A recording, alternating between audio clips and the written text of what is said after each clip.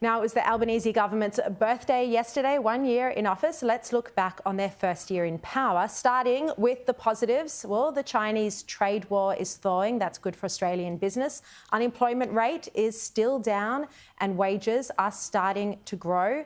Wins in the Victoria, New South Wales and Aston elections for Labor. Australia signed the AUKUS deal that was first struck by the Morrison government.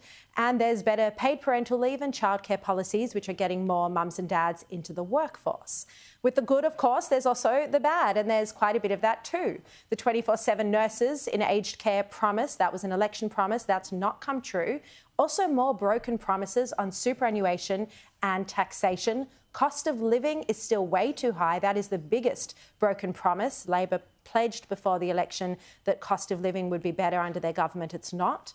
And Australia no longer recognises Jerusalem as the capital of Israel. The voice to Parliament is also a disaster threatening to divide Australia by race, as we've just been discussing. This has been a mixed bag. So let's have a look at how he judges the first year. Let's bring in James Campbell, National Weekend Political Editor for the Sunday Telegraph, the Sunday Herald Sun and the Sunday Mail. James, what's your take on Albanese's first year in office? I think he's pretty pleased with himself, I think. I spent a day with him last week and he's very comfortable and relaxed. He was out selling the budget in Adelaide and Melbourne. I would say he is more surprised at how much he's managed to get done of his agenda that he had at the election than he expected. I think the only thing that's really been held up is the housing fund. He's legislated most of the things he wanted to do. I think they're travelling well, and a lot of that is not really so much to do with how well they're going per se, although I think the government is reasonably happy within itself. But I think the real issue is that they're just going much better than their opponents. I think the Liberal Party is in all sorts of trouble at the moment, in all sorts of places. They lost a whole bunch of voters in suburbia, and they've lost a whole bunch of rich people in the Teal seats, and it's not clear at this point that they have any idea how they're going to win them back, particularly the Teals.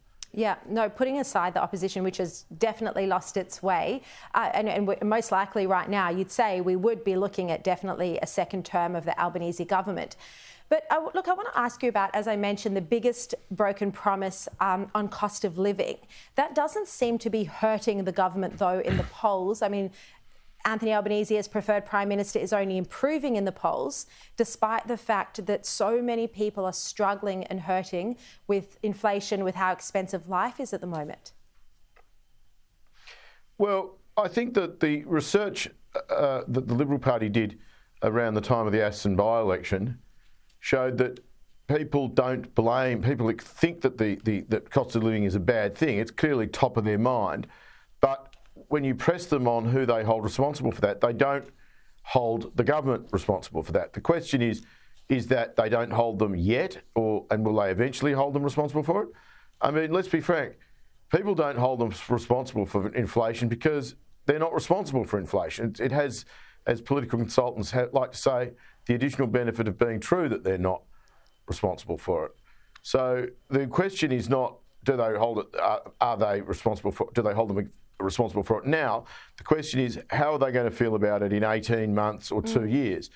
And I think the thing that's going to make a big difference in the next 6 months is that there are an enormous number of people around Australia who are stepping off fixed mortgages, and some of them are going to be looking at big 3, 4, 5% jumps in the annual rate of interest that they're paying on their mortgages. Many of them will be people who bought late, hot at the top of the market or close to the top of the market.